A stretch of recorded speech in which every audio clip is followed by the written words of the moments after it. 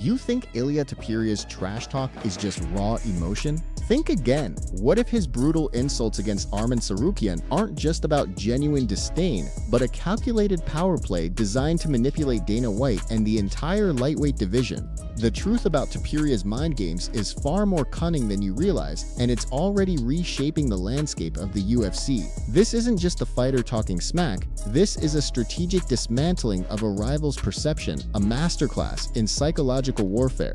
Topuria understands the modern fight game. He knows controversy generates clicks, and clicks generate cash. Dana White thrives on narratives, on rivalries that ignite the fan base. By openly questioning Arman's intelligence, Topuria isn't just aiming for a verbal jab, he's planting a seed of doubt. He's drawing a line in the sand, daring Arman to cross it, and more importantly, daring the UFC to ignore the impending collision. This isn't random, it's targeted. It's a direct challenge to Arman's credibility, his self-perception, and his standing within the lightweight hierarchy.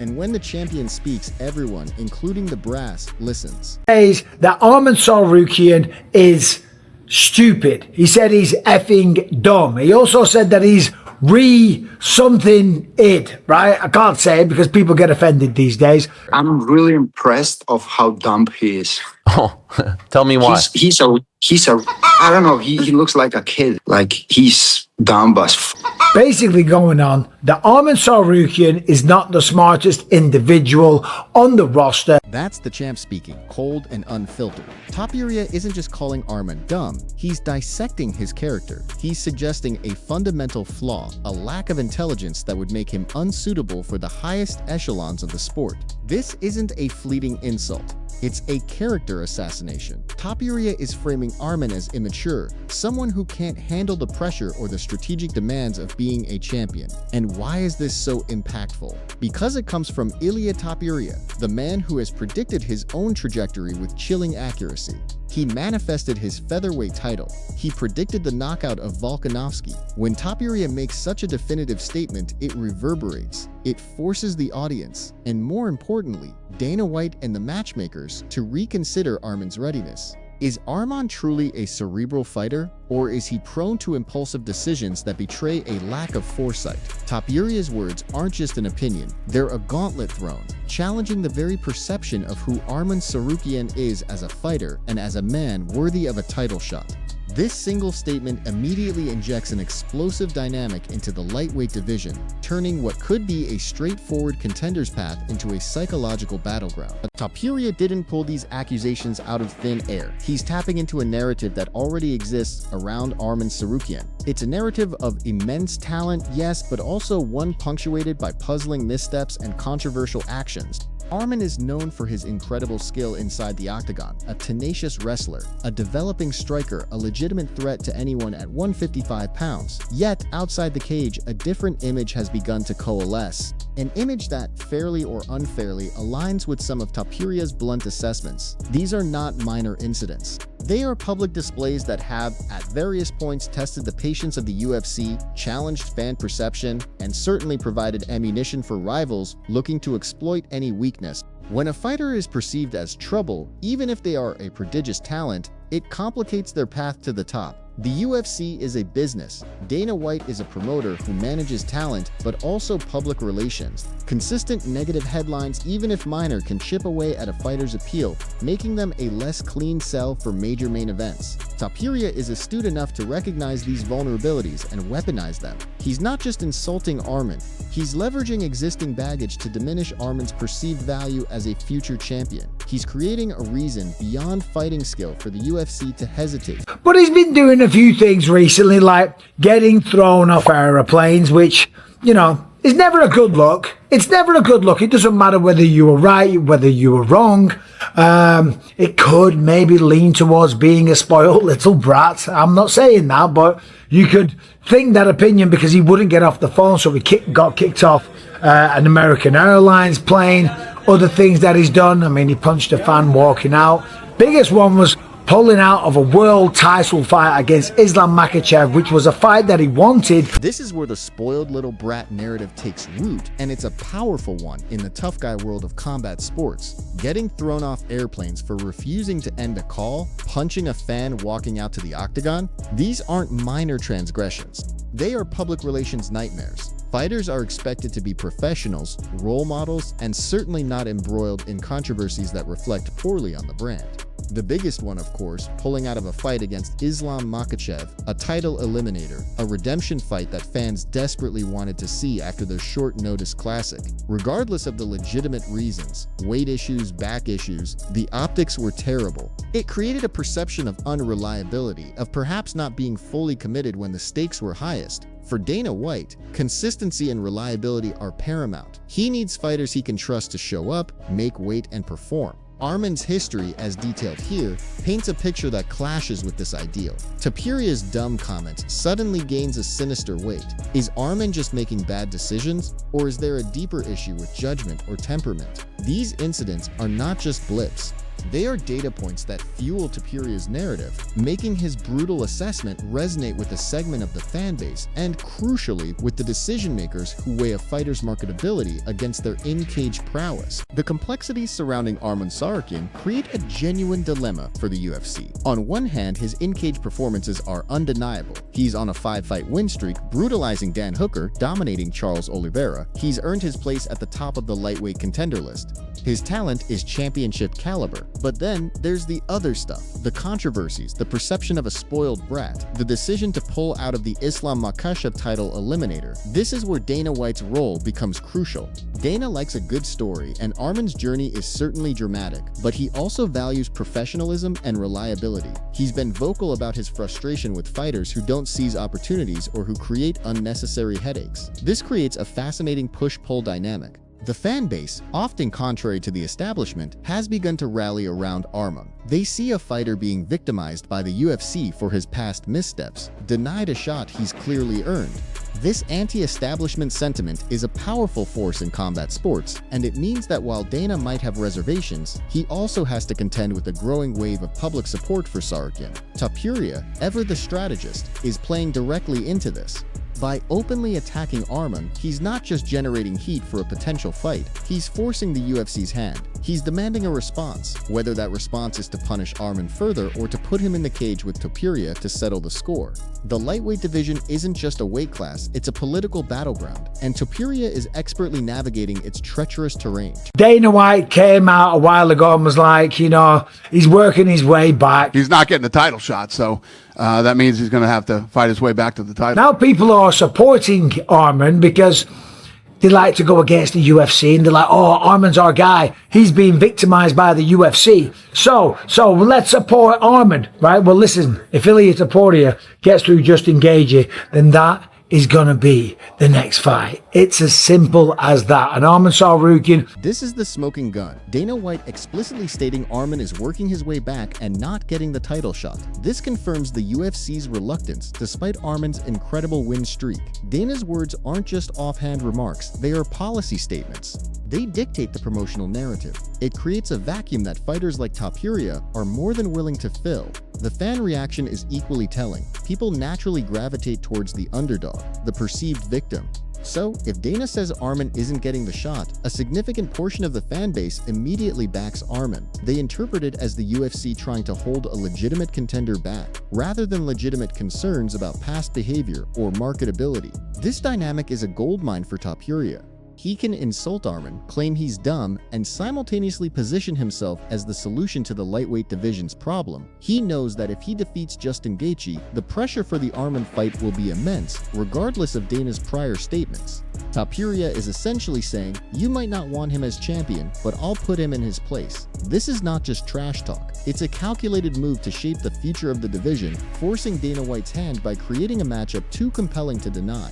Topuria isn't waiting for the UFC to make the next move, he's dictating it. Topuria's confidence borders on arrogance, but it's a highly effective brand of arrogance. He doesn't just believe he's the best, he projects it with every word, every action. This isn't just about the lightweight division. Topuria is building a legacy, a narrative that positions him as an all-time great. His relentless pursuit of glory isn't confined to a single weight class. He sees himself as a generational talent, capable of dominating multiple divisions, much like McGregor, like GSP, like Jones. But to get there, he needs compelling challenges. He needs rivals who, despite his insults, are seen as legitimate threats. By targeting Arman Tsarukyan so vehemently, he simultaneously elevates Arman's profile while asserting his own dominance. It's a psychological chess match. He's betting that his brutal honesty and calculated provocations will not only rattle Arman, but also generate such intense interest that the UFC will have no choice but to book the fight. This is how champions define eras. They don't just win fights, they win the narrative. They create a buzz that transcends the sport itself. Topuria understands that for Dana White, the biggest fights are the ones that sell, and a fight born from such visceral, personal insults between two top-tier talents is exactly the kind of spectacle Dana can build an entire card around. Topuria is not just a fighter, he is a master marketer of himself and his next big challenge. Ilia versus Arman, I think it's a great fight, and I think it's probably one of the only real tests that Ilia Topuria might have. Again, that sounds disrespectful to Justin Gaethje. He's got good power, he's got good anti-wrestling, he's got a lot of experience, but the reality is he also has a lot of miles on the clock. And Paddy Pimblett was able to connect quite a lot with Justin Gaethje with those kind of like wild uppercuts. Here's the critical nuance. Despite the insults, the analyst acknowledges Arman as a real test for Topuria. This isn't just cheap heat, it's a setup for a genuinely competitive fight. The praise for Topuria's precision, clinical striking, and wrestling is valid, but the acknowledgement of Gaethje's miles on the clock subtly elevates Arman's youth and relative freshness. It suggests that while Topuria might dispatch Gaethje, Arman represents a different, perhaps more difficult challenge. Arman's grappling pedigree, his relentless pace, and his own evolving striking game mean he's not simply a dumb brawler. He's a highly skilled, dangerous contender. This assessment validates the potential matchup. It tells the audience that if this fight happens, it will be a true clash of titans, not just a dominant champion dispatching an unworthy opponent. For Dana White, this kind of endorsement from analysts, despite the bad blood, is invaluable. It tells him the fight has legitimate sporting merit alongside the personal drama. Topuria knows this. His insults might be harsh, but they are directed at a fighter who, if conquered, further legitimizes his claim as the best in the world. It's a risky strategy. Insult your next potential opponent, but make sure everyone still respects their skill enough to believe they can actually challenge you. Topuria executes this balancing act flawlessly. The path of a champion is never linear, especially not for someone with Topuria's ambition. While the Arman Tsarukyan drama heats up the immediate lightweight landscape, Ilia's gaze is fixed on a much grander prize: absolute dominance, potentially across two divisions. This ambition inevitably leads him to the lightweight king, Islam Makhachev. The prospect of an Islam versus Ilia superfight looms large, a clash of grappling titans versus striking precision, East versus West. This is the kind of matchup that transcends regular title defenses. It's a legacy-defining moment, a fight that could reshape the pound-for-pound rankings and set new pay-per-view records. Dana White, ever the visionary promoter, understands the immense financial and historical significance of such a bout. While Arman represents the legitimate next contender in the traditional sense, Islam represents the ultimate challenge, the fight that fans dream of. Topuria's genius lies in articulating this dream. He's not just winning fights, he's crafting a narrative of inevitable greatness. He's setting the stage for a confrontation that the UFC simply cannot ignore, even if it means momentarily sidestepping a deserving contender like Arman. Topuria's confidence isn't just about beating the next guy. It's about conquering the entire lightweight division, and eventually, the sport itself. This relentless pursuit of ultimate glory is what elevates him beyond a mere champion to a genuine superstar, and it's why his words, no matter how brutal, carry such immense weight with fans and promoters alike. Ilia was talking and says that if he fights Islam Makhachev, then he wants to submit him. I will be the first one to submit him. And that's a bold shout, because I think if you look at the matchup between Islam and Ilia, right, Ilia is better on the feet, Islam is the better grappler. Ilia says that he would submit him. He wants to do it, and he wants to rub it in Khabib's face. Now, beating him on the feet, beating him with the boxing, that wouldn't surprise me. If he was to take down Islam Makhachev, and he was to submit him, and I'm not saying it's possible, well, it's possible, but I'm not saying it would happen. But if he did do that, forget about it, man. He's the greatest fighter this sport's ever seen. And I know This is Topuria's ultimate declaration of intent, a statement that sends shockwaves through the entire MMA world. To not only claim victory over Islam Makhachev, but to promise to submit him, a feat no one has achieved, and to do it to rub it in Khabib's face. That is pure, unadulterated audacity. Islam Makhachev is widely considered one of the greatest grapplers in UFC history, a student of Khabib Nurmagomedov, who himself was never truly threatened on the ground. For Topuria, a renowned striker with excellent defensive wrestling, to make such a claim is not just bold, it's a strategic challenge to Islam's entire identity and legacy. If Topuria were to pull this off, it wouldn't just be a win, it would be an act of complete domination that would redefine the sport's understanding of skill and possibility. The commentator is absolutely right. If that happens, Topuria isn't just a great fighter, he's arguably the greatest the sport has ever seen. This type of talk elevates Topuria into a league of his own. It creates an almost mythical aura around him. Dana White lives for these narratives. A fighter willing to make such outrageous claims and then potentially back them up is a promoter's dream. It generates unparalleled hype, fuels endless debates, and drives massive pay-per-view buys. Topuria isn't just aiming for a title, he's aiming for immortality, and he's willing to risk everything to achieve it, forcing Dana and the UFC to seriously consider the unprecedented potential of such a super fight. We stand at a critical crossroads in the lightweight division, shaped by Topuria's calculated aggression, Arman's turbulent history, and the looming shadow of Islam Makhachev. The brutal insults hurled by Topuria at Tsarukyan weren't just spontaneous outbursts. They were tactical strikes designed to accelerate a confrontation, to generate hype, and to test the resolve of both Arman and the UFC brass. Dana White, despite his public reservations about Arman, now faces an undeniable reality. The fans are clamoring for a fight born from this very tension. If Topuria defeats Justin Gaethje, which is widely expected, the question of his next opponent becomes a true strategic dilemma. Does the UFC prioritize the lineal challenger, Arman Tsarukyan, who has undeniably earned his shot but comes with perceived baggage? Or do they succumb to the immense lure of a super fight, an immediate clash between Topuria and Islam Makhachev, a battle of champions that promises to be a historic event? Topuria's audacious claim to submit Islam isn't just talk. It's a direct challenge to the very fabric of the lightweight division's power structure. It's a call for the biggest fight, the one that will solidify his legacy and maximize the UFC's revenue. This isn't just about belts anymore. It's about star power, historical significance, and the relentless pursuit of greatness. The decision Dana White faces will not only determine the immediate future of the lightweight division, but also set a precedent for how the UFC balances traditional meritocracy with the undeniable pull of a super fight. does Ilia versus Islam ever happen? Would that be the fight actually to make before Arman Tsarukyan? Because I tell you what, the appetite is there, the people would want to see it, and Islam Makhachev isn't going to stick around forever. So I would love to see that before both guys hang it up and call it a day and walk away off into the sunshine as two of the greatest fighters that this sport has ever seen. Let me know in the comment section. Please leave a comment, like the video, subscribe to the channel. You guys take care. Goodbye. This is the ultimate question that defines the lightweight landscape right now. Does the UFC, and by extension Dana White, prioritize the deserving contender in Arman Tsarukyan, or do they immediately pivot to the monumental super fight between Ilia Topuria and Islam Makhachev?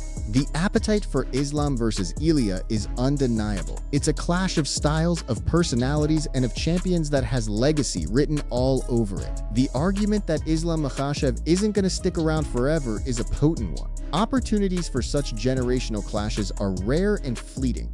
Delaying it for a traditional title defense, while merited, might mean losing the chance forever if either fighter suffers an upset or decides to retire. This is the strategic gamble. Topuria's brutal insults against Arman, his audacious challenge to Islam, these are not random acts. They are carefully orchestrated provocations designed to force these very discussions, to make himself the epicenter of the lightweight division's future. He's pushing the boundaries, forcing Dana White to make a choice that will reverberate throughout the sport. Will the UFC reward the deserving but controversial challenger, or will they seize the immediate opportunity for a historic super fight? The choice Dana White makes will define not just the lightweight division, but potentially Topuria's entire career and the very narrative of combat sports in the coming years. This is the calculated chaos that Ilia Topuria thrives upon, a masterclass in driving the narrative exactly where he wants it to go.